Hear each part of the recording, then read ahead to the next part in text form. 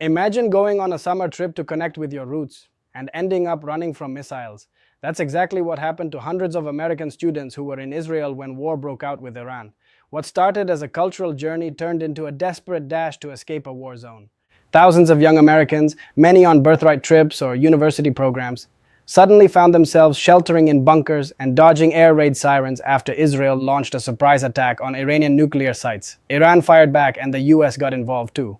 Aidan Fishkind, a college student from Michigan, had just begun an internship in Tel Aviv when missiles started raining down. He remembers hearing explosions so loud they shook the building, not knowing if it was Israel's defense system in action or missiles actually hitting the city.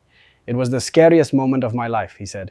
Flights were cancelled, airspace was shut down, students and parents were left scrambling. Aidan's mom, Jennifer, kept booking flight after flight, all of them cancelled. From thousands of miles away, she could only say, "You're going to be okay," hoping it was true. Eventually, Aidan and his group escaped to the Dead Sea region, safer but still tense. From there, he made it onto a cruise ship heading to Cyprus, then flew to Rome and finally back home to Detroit. A long, emotional journey that started with fear and ended with disbelief. And he wasn't alone. Students from Florida State University who were studying the Israel-Gaza conflict found themselves stranded in Tel Aviv as sirens screamed through the night. They bunkered down repeatedly before fleeing south, then into Jordan and finally to safety in Cyprus with help from the state of Florida. 17 high schoolers from Arizona had a similar nightmare. Parents back home could do little but wait, terrified.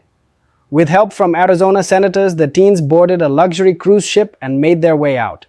When they finally landed back in the US, families were waiting with flowers, signs, and tearful hugs. It wasn't just a homecoming, it was survival. These students went overseas for education and connection, but came back with stories of war, fear, and resilience.